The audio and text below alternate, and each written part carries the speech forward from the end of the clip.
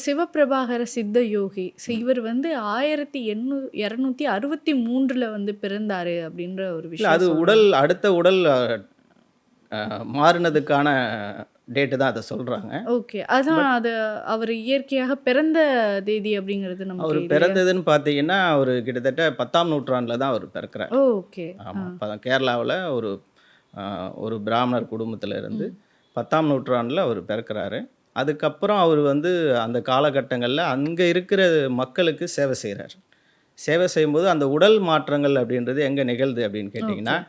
அவருடைய காலங்கள் வந்து அடுத்தடுத்த நிகழ்வு நடக்கிறதுக்காக, அ ஒரு ஆன்மீக பயணங்கள் அவரு போகணும் அப்படின்றதுக்காக, ஒரு உடல்ல இருந்து இன்னொரு உடல் அவரு மாறி ம். போகக்கூடிய ஓகே. அவருக்கு வாய்ப்புகள் நெறைய கிடைக்குது. ஓகே. கிட்டத்தட்ட 17 உடல்கள் வந்து மாறி இருக்கிறாரு அப்படின்னு நிச்சயமா, சொல்லியிருந்தாங்க. நிச்சயமா, நிச்சயமா, அது எப்படி சாத்தியமாச்சு? நிச்சயமா. அது அதுக்கு அவரு வந்து உதாரணமா அவரு வந்து பார்த்தீங்கன்னா, அவரு கேட்குறாங்க, "நீங்க எப்போ வந்து இந்த உடல வந்து விடப் போறீங்க?" அப்படின்னும்போது, ம். அவர் சொல்றாரு, "என்னுடைய உடல் வந்து பார்த்தீங்கன்னா, அ நான் ஆல்ரெடி நான் வாழ்ந்த இடத்துல ஒரு அ குறிப்பு நான் எழுதி வச்சிருக்கிறேன். ஓகே. அத நீங்க பார்த்தீங்கன்னா, அந்த குறிப்புக்கு என்ன எழுதி வச்சிருக்காரு அப்படின்னு கேட்டீங்கன்னா, அவரு பிறந்தது வந்து அ பங்குனி அமாவாசை. ஓகே. அஸ்வினி ஆ. நட்சத்திரத்தில அவரு பொறக்கிறார். ம். அந்த பங்குனி அமாவாசை, அஸ்வினி நட்சத்திரம், அந்த நேரம், காலம் எல்லாமே திரும்ப கூடி வர்றது பார்த்தீங்கன்னா, 723 வருஷம் கழிச்சு தான் வருது. ஓகே. ஆ. ஸோ அந்த நாள் அவர் குறிச்சு வச்சு, ஆல்ரெடி ஏற்கனவே வந்த உடல்ல வந்தப்போ எழுதி வச்சுட்டு போயிருக்காரு. ஓகே. ஆ.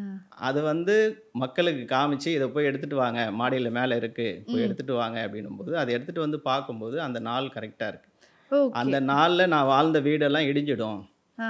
அது இடிஞ்சிடுச்சுன்னா, என்னுடைய மரணம் நெருங்கிடுச்சுன்னு நெனச்சுக்கங்க. அப்படின்னு சொல்லி அந்த குறிப்புல ப்ரூஃபோட ஆமா. அந்த எழுதியிருக்காரு. ஆ. ப்ரூஃபோட செய்றாரு. இது வெறும் இந்த இந்த ப்ரூஃப் மட்டும் இல்ல. ம். அவரு கைப்பட எழுதின ஒரு ஸ்ரீ சக்கரம் ஏற்றிருக்கிறார். ம். அது ஆன்மீக ரகசியமானது.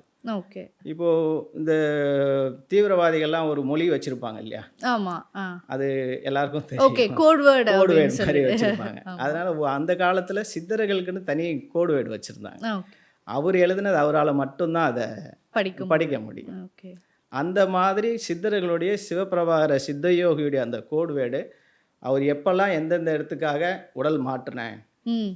எதுக்காக நான் இதெல்லாம் வந்து செய்தேன்ட்டு அவருடைய பாஷையில அவர் எழுதி வச்சிருக்கிறாரு. ஓகே. இது அத அடுத்த மக்கள் முன்னாடி ஜென்மம் அவரு வரும்போது மட்டும் தான் படிக்க முடியும். ஓகே. அடுத்த ஜென்மத்துல அடுத்த உடல் என்ன வரும்போது பண்ணலாம்? அவரு அத என்ன படிக்கிறாரு. பண்ணலாம்? எந்த உடல்ல நான் வந்தேன்? ஏன் வந்தேன்? எதுக்கு ம். வந்தேன்றத அவரு தான் அத சொல்ல முடியும். ஓகே. அப்படிதான் அவர் ஒவ்வொரு இடத்துலயும் சொல்லியிருக்காரு. இப்போ நீங்க சங்கரன் கோயில்ல வந்து அவருடைய ஜீவசமாதி இருக்கு. ம். அங்க அவரு வந்து சொன்னதுனால தான் தெரியும்.